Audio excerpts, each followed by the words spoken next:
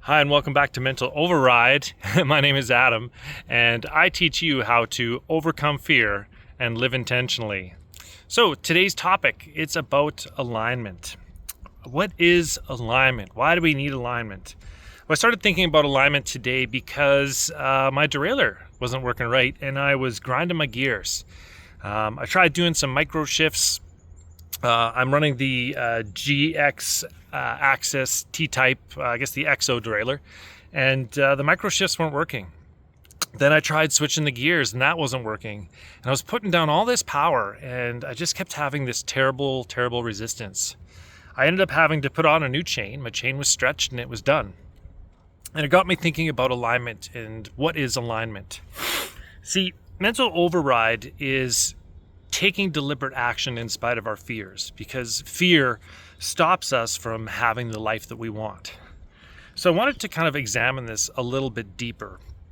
And the first part of alignment, or getting in alignment, I think, is looking at our awareness. I think our awareness is basically the life part of our soul itself. Awareness has been there since you were a child, since you were 5 years old. It is the unchanging essence of yourself. It's here as an adult. I'm in my 40s, and sometimes I still feel like I'm seeing the world through 12-year-old, 20-year-old, 30-year-old eyes, because that awareness has always been the same. So I think at the very center of our core is this awareness, the observer of our thoughts, the observer of the environment around us, the observer of our feelings, our pain, our suffering, our happiness, and our joy. Now, outside of that, our awareness starts to shape our beliefs. And I think alignment is when our awareness, our beliefs, our actions, and our thoughts are all in cohesion together.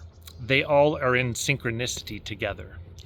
So the first part is our beliefs. So what is your beliefs?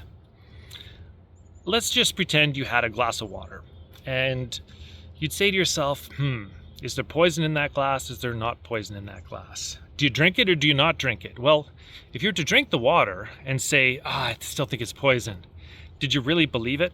Do you really believe something if your actions are not in alignment with it?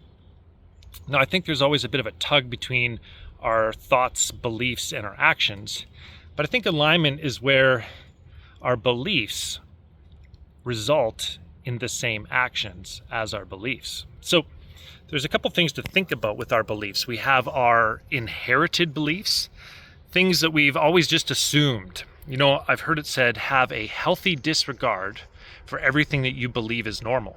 For example, is a little bit of pop once a week okay? Is that a belief you have? Or have you just been programmed to have that? Is that inherited, or did you choose? Do you really think that's true? Have a healthy disregard for what you think is true and choose your beliefs. So we have our inherited beliefs and our chosen beliefs, things that we have experienced and we choose to believe. Now, our beliefs, the things that we believe, then shape our worldview. It's the lens in which we see the world through. So if I believe that I'm a victim, I'm going to see all the world as resistance, as out to get me, as trying to stop me from having what I want to have. If I believe that I'm in charge of my life, that I can choose the life I want to have, then that means I'm the master of my domain. I am the one who decides what I go, what I have, what vibration I'm carrying, and what I'm going to be. So we have at our center our awareness, our beliefs, and our worldview. That worldview is like a filter, man. It filters everything we see through a particular lens, through a lens of victory, a lens of victimhood, a lens of prosperity. So whatever we choose to believe is how we're going to see things.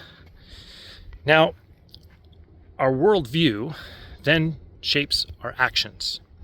So we have a belief and we have an action. And we have an intertwining between the beliefs and the actions themselves, because what we believe is truly what we do. If you say, I believe in love, but there's no action, then you don't really believe it, because actions and beliefs coincide together. Now, there's always this tug of war. Do my actions shape my beliefs? Do my beliefs shape my actions? Do I do the thing, then believe it? Do I believe the thing, then to do it? And I think this is the key. I think it's our thoughts. See, mental override isn't just about choosing what we want and choosing our actions. It's about choosing our thoughts and choosing our beliefs. So the way we choose to think about things, the things we choose to say, speak, and visualize, in turn will program our subconscious mind and help us to have the actions we intend to have the beliefs that we intend to have, and to have the outcome and experiences we want to have. So that was what I think alignment is. And I think the part that most people miss is that they are not speaking to themselves about what they believe. They are not thinking thoughts of success. Now, I'm not saying you just think and you'll be rich. You just think and you'll be able to do it. No, you have to imagine yourself doing the thing that it is you want to do. You have to have thoughts that believe that you can do what you want to do. And you have to have actions that confirm those beliefs. And this creates a positive feedback loop. Because if you believe you can see yourself doing it, you're thinking it, you can even move into feeling it, having the feeling of success, having the feeling of having the thing you want, having the feeling of being the person you want to be. Now, all of these things together, combined, shape our character. And our character is largely defined as a pattern of our actions, a pattern of our thoughts, and a pattern of our beliefs. And character is something that we can change, we can manipulate, because we can change our beliefs, we can change our thoughts, and we can change our actions. Now, for some people, they are stuck in a pattern and they are facing resistance. They are facing grinding gears. So my question today is, do you need a micro shift? Do you need to reconsider your beliefs? Reconsider what you think is normal? Have a healthy disregard for what you're believing? Because maybe it's your beliefs that are getting you out of alignment. Maybe it's your actions. Maybe you need to choose a new action to create a new belief. So with mental override, you can take time to write down what it is you want, why you want it, what's my inherited belief about this, what do I want to believe about this, what do I want to think about it, and finally, what actions am I going to take to obtain it? What steps will I take? So if you're feeling resistance, if you're feeling out of alignment, take these things into consideration. Use mental override to have that intentional action. It may be scary, there may be fear in the way, but if you align your thoughts, your beliefs, your actions, you will then start to create a character that can carry and hold space for what it is you want to have and what it is you want to do. So thanks for tuning into Mental Override. If you like these talks, please subscribe below, give me a like, or put a comment. What belief did you need to change that unlocked something amazing in your life and created a new set of actions for yourself?